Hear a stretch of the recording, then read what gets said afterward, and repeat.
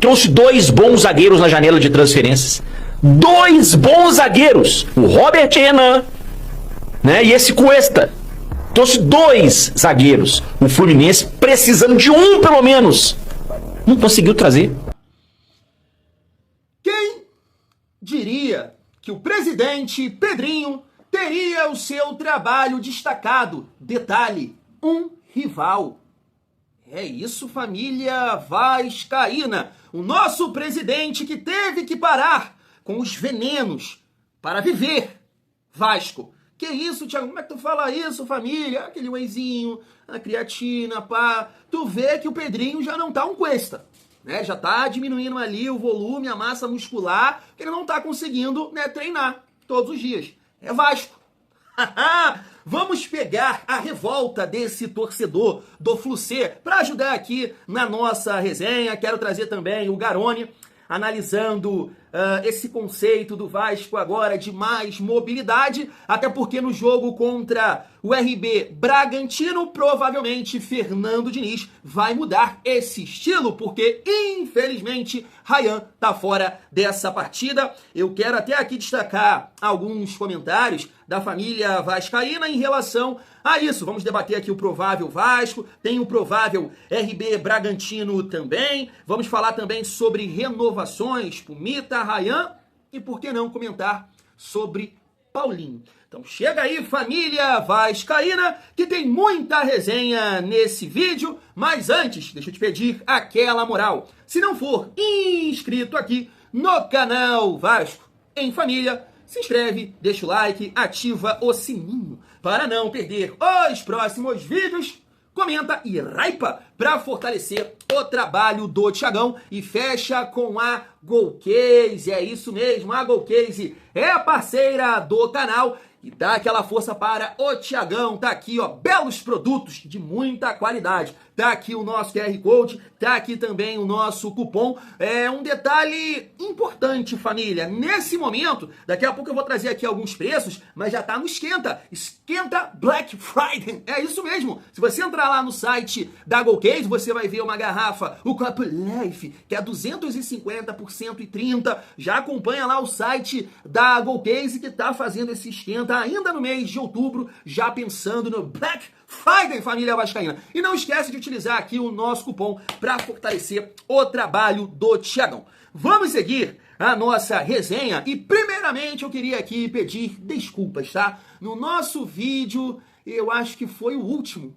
de ontem, eu fui falar que o jornalista lá, eu acho que ele é argentino. Rapaz, veio uma galera aqui e aí liderando essa galera, o Anderson. O Anderson tá indignado que eu não conheço o Tim, eu não conheci o Tim. Desculpa, gente. Depois que eu fui postar o vídeo, que eu fui ver que ele é inglês, e aí eu falei, caraca, falei que o cara era argentino, nada a ver. Desculpa, tá? Mas o Anderson ficou indignado comigo. Como é que um cara que acompanha futebol não conhece o Tim? Eu não conheço o Tim. Não conheço o Tim, né, a fundo. Desculpa, tá, gente? Foi mal, né? Não conheço o Tim. Agora eu conheço o Tim. E a galera me cobrou aí nos comentários. Mas vamos lá. Família, tá na tela pra vocês, ó. A galera do VDG Cast, em que pé estão as negociações de renovações com Pumita, Rodrigues e Ryan? Apuramos com pessoas próximas aos dois que as negociações estão caminhando bem, mas não tem uma resposta em definitiva nos dois casos. Há uma expectativa grande dentro do clube pela renovação contratual com os dois atletas. As respostas já estão na mesa e seguem sendo analisadas pelos staffs dos jogadores. É isso. E aí eu puxo essa postagem aqui do Cavalinho, porque realmente, né, a gente não tá vendo nada nesse sentido, ninguém fala nada. E ele me pontuou aqui, ó. O fim é triste. Vasco não procurou ainda o Paulinho Paula para a renovação e o jogador deve deixar o time no final da temporada. Jogador que ganhou o respeito da nossa torcida, mas desde a sua lesão não conseguiu jogar bem. Isso é uma realidade, né? Infelizmente, o Paulinho não conseguiu vingar novamente. Ano passado, essa infelicidade aí que tirou ele de toda a temporada. E esse ano até, né, voltou ali como titular com o Carille, mas não conseguiu performar. E depois da chegada do Diniz, esquece, né? Paulinho entrou o quê? Mais 2 vezes? A última foi contra o Ceará, né? Se eu não me engano. O Paulinho começou como titular, né? O Campeonato Brasileiro diante do Santos. Foi até ele que falha no gol do Santos e que originou a loucura dos santistas. A água de Santos começou ali, né? Gol do título, é o primeiro gol dessa jornada, volta a Série A, é o gol do título, que loucura foi aquela. Mas assim, família, até mostrar aqui pra vocês, né, que a galera do BTB Esportes tava ali cobrindo, né, o embarque do Vasco rumo a São Paulo para enfrentar o RB Bragantino, e a galera perguntou, mas o Pedrinho tava passando ali, né, rápido, e aí ele falou, né, sobre a renovação do Ryan, e aí o Ryan renovar e tal, e ele falou, vai dar tudo certo, né. Em relação ao Pumita, cara, eu não lembro a fonte, mas eu li em algum lugar que o Pumita quer ficar, que ele gostou da proposta, e aí vai ter algumas situações, se pintar algum clube da Europa, uma parada assim, não sei se é verdade. Mas entendo que de tudo que a gente viu, né, de algumas informações em relação ao Ryan, que não tem pressa para sair, que vai analisar bem a proposta, o clube, a ideia, né, do time para o Ryan, porque não quer que aconteça o que aconteceu com o Vitor Roque e também com o Endrick, né, que não estão... o Vitor Roque acabou voltando, né, e o Endrick que não está jogando, que não vai aceitar também, aquela, sabe, como é que fala? O rolo, né? Negociar um valor mais abaixo, não, porque eu entendo também que isso faz parte de valorizar, né, o jogador. O time que pagar o Faz-me Rir é porque olha para o Ryan como uma peça importante, né, para o presente e para o futuro do seu time. Então isso me deixou um pouco mais tranquilo em relação a essa situação toda aí. Então eu entendo que o Vasco vai conseguir renovar com o Ryan e depois botar um bom papel colorido no bolso. Sobre o Pumita, né, show de bola, parece que ele quer ficar. E em relação ao Paulinho, até pegando o comentário do meu parceiro Rui, ele falou, poxa, é difícil renovar com o Paulinho com o salário que ele tem, que eu imagino que é bem alto, né? Porque ele chegou naquele momento de pressão em 2023. O Paulinho deve ter um salário de um titular, e é um jogador que não joga. Então, assim, e claro que o jogador também busca uma valorização. Eu sei que ele é vascaíno, não sei como é que ficaria essa situação. Depende muito também do que o Diniz pensa do jogador. Será que é um jogador que ele enxerga como um jogador que vai ajudar futuramente? Não, renova, fica, porque abertamente ele falou do Pumita, né? Por exemplo, ele falou, não, quero que o Pumita fique. Em relação ao Paulinho, não surge essa possibilidade de perguntar, porque o Paulinho não joga. Mas, assim, o meu coração de torcedor, cara, eu gostaria, sim, da permanência do Paulinho, porque eu quero acreditar que ele pode ajudar como ele ajudou em 2023. Agora, o lado racional, eu entendo perfeitamente que para ele ficar, tem que ajustar, né, os valores. E aí eu não sei se o jogador vai aceitar, e eu também não sei se é a ideia do Diniz ou do próprio Vasco, família vascaína. Mas como o Cavalinho postou aqui, triste. Vamos seguir a nossa resenha e comentar um pouco, não antes de eu falar da partida, Verratti, provável Vasco, deixa eu passar esse corte aqui, que é bem rápido, que eu separei, pra gente resenhar sobre a partida de amanhã e o provável Vasco. Se liga só. O Vasco, sem dinheiro, quebrado, todo bagunçado, trouxe 2 bons zagueiros na janela de transferências. 2 bons zagueiros, o Robert Renan, né, e esse Cuesta. Trouxe 2 zagueiros. O Fluminense precisando de um, pelo menos. Não conseguiu trazer. E com dinheiro. Vamos combinar. É o ano da maior arrecadação da história do Fluminense. 124 anos de história. 123, 24 anos de história. Não é mais de 120 anos de história. É o ano da maior arrecadação de todos os tempos do Fluminense. E aí a gente vê a capacidade dos jogadores do Vasco de entender, de compreender o que o Diniz quer. Primeiro, essa movimentação do Gomes por dentro. A gente vai ver um pouquinho mais à frente que, inclusive, os 2 pontos do Vasco jogando por dentro, Gomes e Nuno. O segundo gol do Vasco, inclusive, sai com os 2 pisando dentro da área. É aquele jogo de aproximação que a gente tanto fala do Diniz. O que é a referência desses jogadores? A bola. Então, onde a bola está, esses jogadores precisam gerar uma possibilidade de passe, gerar uma linha de passe. E aí o Gomes foi muito bem aqui, aí é uma ação individual, nem algo coletivo. Ele faz o corta-luz, olha como ele atrai o Hércules para pressionar ele. Ó, ele vai na jogada, o Hércules vai atrás do Gomes, achando que ele vai dominar essa bola. E isso, a bola passa direto para o Ryan, e mais uma vez entra a questão da mobilidade, de não ser um centroavante fixo dentro da área, mas de saber jogar fora. Ryan vai receber essa bola lá no meio de campo. E olha como esse corta-luz do Andrés Gomes, fazendo o Hércules sair da linha de marcação do Fluminense, gera um espaço imenso para o Vasco atacar, que é exatamente o espaço onde o Ryan vai conduzir essa bola. Gera um buraco na linha de meio de campo do Fluminense e o Ryan domina, se fosse o Verratti aqui, ele dificilmente daria sequência na jogada dessa maneira, porque o Verratti não é um condutor de bola, o Verratti não é esse cara que arrasta a marcação. E aí o Ryan mostra a qualidade que ele tem, que sempre teve, jogando como ponta ou jogando como centroavante. Até porque com essa mobilidade que o Diniz permite, independente da posição original, você vai flutuar de um lado para o outro. E aí o Ryan consegue explorar essa jogada por dentro, o Gomes acompanha a jogada, que eu falei aqui, ó, Gomes e Nuno muito próximos do lance, os dois pontas por dentro, os laterais dando essa amplitude, e nessa quebra de marcação do Ryan conduzindo a bola, obriga que a linha defensiva do Fluminense também salte à frente. E aí a gente vai ver o Freitas dando esse salto para tentar marcar o Ryan, ou seja, o Ryan já ganhou do marcador dele, que se eu não me engano era o Acosta naquele momento. Então já rompeu a linha de meio de campo do Fluminense, ó, já está toda atrás de Coutinho. Olha como é que os 4 jogadores do Vasco, Nuno, Coutinho, Ryan e Andrés Gomes, os 4 estão entre as linhas de meio de campo e da defesa do Fluminense, ou seja, o meio de campo do Fluminense já está correndo para trás desesperado. Isso faz com que os zagueiros do Fluminense, nesse caso o Freitas, salte para pressionar. E é onde gera espaço exatamente para o Andrés Gomes atacar as costas da defesa. Olha só, ele chega a pedir a jogada, ó. O Ryan corta, faz o movimento, o Freitas já saiu lá para caçar, não viu nada, e o Ryan, dentro da característica dele, já tinha feito gol no primeiro tempo assim, busca mais uma vez a finalização, mas já poderia ter saído um passe nas costas ali do Thiago Silva, buscando o Gomes, fazendo a infiltração.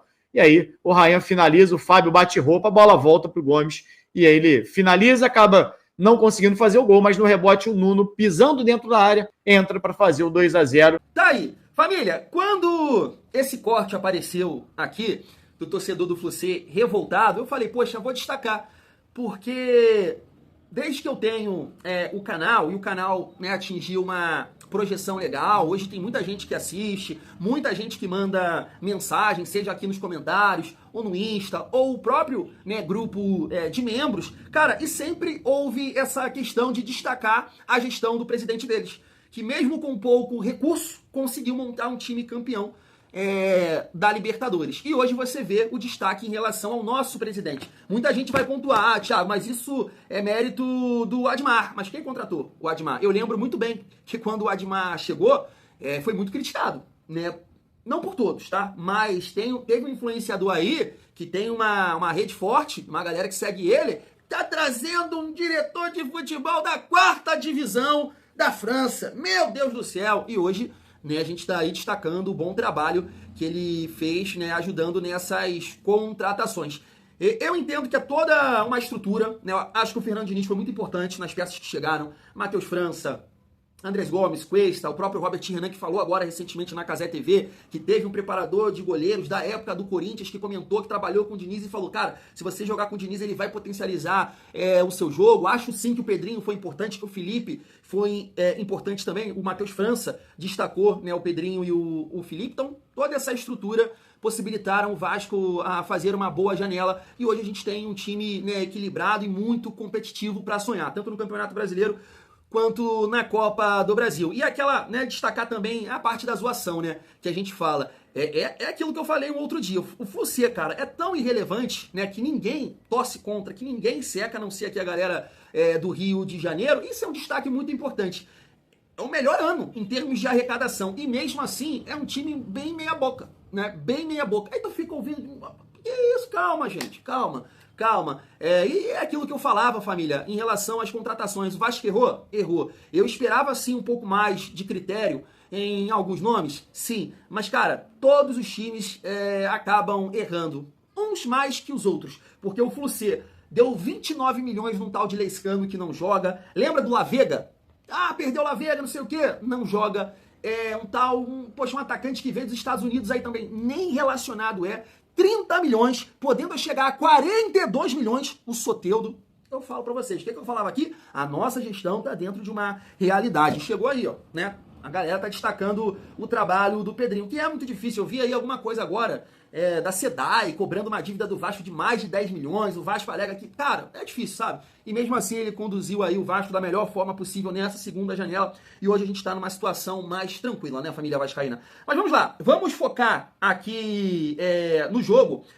Antes, deixa eu pontuar aqui, ó, que mesmo suspenso, o Diniz vai para Bragança Paulista.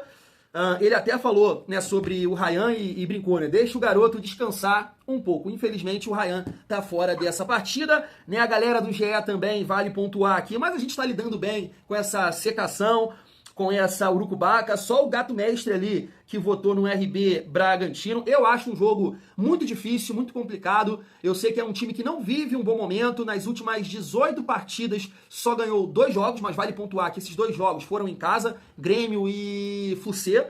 Então é um jogo difícil, é um time jovem, é um time físico, é um time que corre, né, que tem o John, que tem o Lucas Barbosa que vai voltar. Então o Vasco vai ter que ser intenso nessa partida, a gente vai debater sobre isso. Mas destacar aqui, ó, com 6 desfalques, Bragantino tem provável escalação contra o Vasco. Antes de destacar aqui, o mais conhecido aqui é o Isidro Pita, né, que meteu o gol na gente. Vinicinho, eu acho que joga na frente, os outros assim eu não conheço. Bruno Gonçalves, Davi Gomes, Eduardo, Guzmán Rodrigues. O mais conhecido aqui é o Isidro Pita, tá fora. E aí o provável RB Bragantino. Cleidon que volta, né, porque eu vi que contra o Palmeiras quem agarrou foi o Lucão. Andrés Hurtado, Pedro Henrique, Alix, é isso mesmo? Vinícius, Vanderlan, né, que é um lateral revelado pelo Palmeiras, Gabriel, que a gente conhece bem, Eric Ramírez, Juninho Capixaba, me parece que está jogando um pouco mais à frente, John, Lucas Barbosa e Eduardo Sacha. Então você vê que é um time leve. O Eduardo Sacha, apesar, né, já ter uma certa idade, é um cara que tem uma boa mobilidade, não é tão alto, né, um 9 mais de mobilidade, de repente pode ser um ponto importante para a questão da bola aérea, né? A bola parada não, que aí sobe os zagueiros, provavelmente o Lucas Barbosa também fica na área, mas essa jogada com a bola rolando, o Sacha não é o ponto forte dele, até porque não é tão alto. Mas assim, você olha aqui para o time do RB Bragantino, o Vasco, poxa, tem totais condições de manter essa boa fase, né, a família vascaína. E aí vamos falar do nosso Vascão, tá aí, ó. Ryan está fora da partida contra o Bragantino.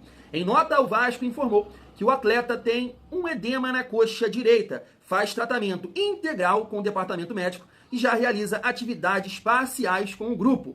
E aí, família, eu vou convidar vocês a debater um pouco sobre o provável Vasco, né, com essa ausência aí do Ryan. E aí eu pego o gancho ali do Garoni, né?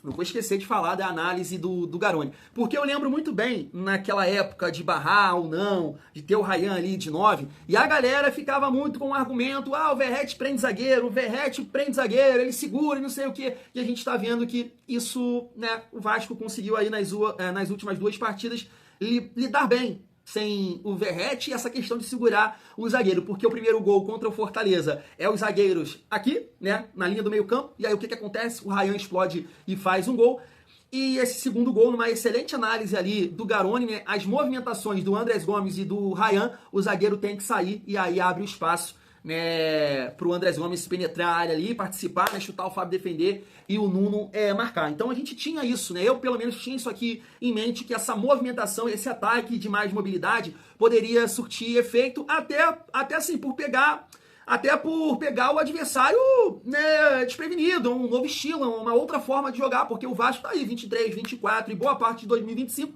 jogando com uma referência, que a bola tem que chegar, né, na bola aérea, e os zagueiros já, cara, a maioria já entenderam que se tirar essa bola do Verratti vai dificultar para ele. Então, quando eu olho para esse jogo contra o RB Bragantino, você vê um time jovem, você vê um time físico, você vê aqui, pela falta de opção, eles podem jogar, não sei, né, o provável, com o Juninho Capixaba na linha mais à frente, né, para dar esse corredor e ter essa condição física. E aí um amigo até me perguntou assim, ó, o Anderson, na sua opinião, então, o Verratti seria a terceira opção ou então nem relacionava para essa partida no seu modo de ver, né? Porque eu falei que eu não entraria com o Verratti. Eu até busquei aqui um comentário de um amigo que comentou, poxa, Thiago, eu entraria com o Hugo Moura e o David para essa partida, muito no mesmo pensamento que eu tenho por jogar fora de casa contra um time que não vive um bom momento técnico, mas é um time leve, é um time jovem. Então, assim, é parte daquela resenha que eu tinha aqui com vocês. O Vasco, se não conseguir performar tecnicamente falando, vai sentir fisicamente. E o Vasco perdeu algumas partidas nesse cenário. Então, no jogo de amanhã, eu entraria com um time mais físico. E o Verratti, na minha opinião, não se encaixa nesse modelo de jogo. Não é que ele é a terceira opção. Se esse jogo fosse em casa, eu já entraria com o Verratti, tranquilamente. E aí eu tenho um outro detalhe aqui para comentar com vocês. Que, cara, o meu olhar, e aí é uma coisa minha, não é o Thiagão tá certo, o Thiagão tá errado, porque cada um tem uma forma de ver futebol, tem uma leitura. Você vê os treinadores, né? Cada um pensa de uma forma, tem um conceito de jogo, de se defender, de atacar, e dessa forma é o torcedor. Eu vejo futebol de uma forma, e você tem a sua análise. Então não é uma questão de estar certo ou errado. Então eu olho para essa partida contra o RB Bragantino e beleza, Verratti vai começar jogando, então eu faria algumas mudanças em outros setores. Você entende? Não é uma marcação com ele, como por exemplo, na cabeça de área, o Verratti vai jogar, então eu vou dar mais saúde para essa cabeça de área. Vou segurar o Tietê e vou entrar com o Hugo Moura e Barros, pensando no jogo sem bola. E no comando de ataque, eu acho que o Andrés Gomes vai ser um jogador importante para fazer esse corredor, porque geralmente quando o Verratti estava em campo, né, você tem o Nuno perna trocada, então traz muito pro meio, e você tem o Ryan perna trocada que traz muito pro meio. O Andrés Gomes ele já vai poder chegar no fundo, fazer esse cruzamento rasteiro ou no alto pro Verratti aproveitar. É um ponto positivo. Mas nesse jogo contra o RB Bragantino, eu mexeria, cara. Eu mexeria no comando de ataque, ou no Nuno ou no Coutinho.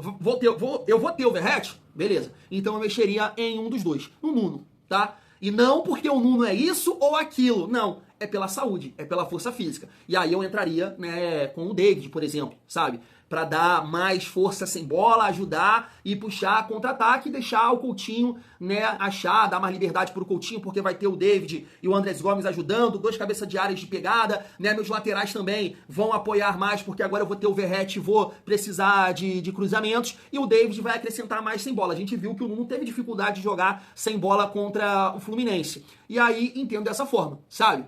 Vou ter o Verratti, mas vou tentar equilibrar o time em outros setores. Entraria com o Moura e entraria com o David. E aí ficaria com o Coutinho e Verratti, que tem essa dificuldade física, mas tirando os dois, todo mundo vai contribuir sem bola. Se é que você me entende. Não que o Nuno não contribui, o Nuno contribui, mas ele tem a sua dificuldade física. Ele não é um cara que vai ficar correndo atrás e dependendo do jogo de amanhã vai ser muito nesse sentido, né? Adversário adaptado ao gramado, ao campo, vai querer ali fazer uma pressão, e se o Vasco não tiver bem tecnicamente, a gente vai ter a possibilidade de disputar fisicamente, ter um time equilibrado, mesmo com o Verratti ali na frente. Porque a questão não é o Verratti. Eu não quero passar aqui a mensagem que com o Verratti o time fica mais lento. Não é isso, é o conjunto, né? Você ter o Verratti e o Felipe Coutinho e o Nuno, que não tem essa força toda para fazer o ir e vir, o time fica sem bola frágil. Você entende? É o conjunto, não é o Verratti que eu estou falando aqui. Então eu ia analisar dessa forma aí, família. Meu time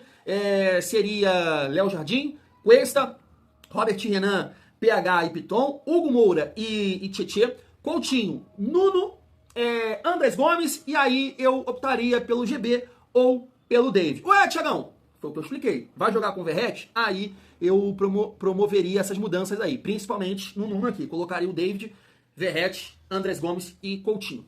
Foi o que eu expliquei, pra gente ter um time mais equilibrado, sem bola. Queria a opinião de vocês. Fui!